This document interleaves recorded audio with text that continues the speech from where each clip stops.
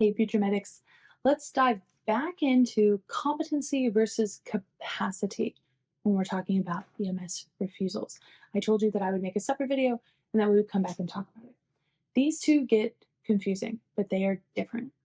So when we are getting refusal, obviously we already made sure they're an adult, they're allowed to consent for themselves. But we ask usually four questions. Do you know your name? Do you know where you are? Do you know what's going on? Do you know what year it is? AO4.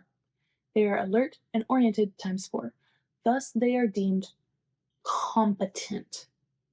Okay? If you've been doing this long enough, you have had a patient before who has been able to answer those questions and is not on the same planet that we are on.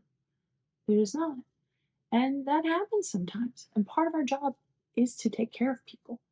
I definitely want to let people refuse and have autonomy over themselves if that is what they wish. And I will make sure they're having an informed decision so that they can make a good medical decision on their own behalf. By all means, absolutely, we can do that. But I want to make sure that you have the capacity to understand the dangers of this medical decision that you're making, like we talked about informed consent. So let's go back to the stroke victim scenario that I was giving you. If I'm talking to this person and he does not understand the devastating deficits that not going to the hospital is definitely going to leave him with, I should not leave him home. I think we can all agree on that.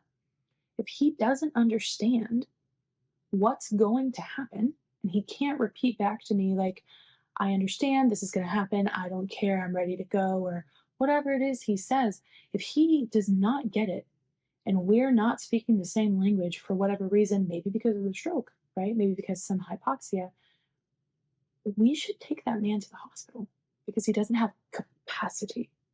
That makes sense? So here's how I explain capacity to people. So competency, capacity, different things. Competency, AO4. Capacity, do you understand what's going on?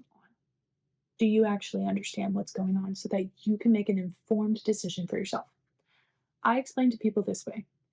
If you believe that this patient could leave here, go to the car dealership, and buy a car and understand the financial implications and financial burden they would be placing on themselves and possibly their family by making that purchase, if you believe they would understand all of that, they have capacity, let them sign the refusal.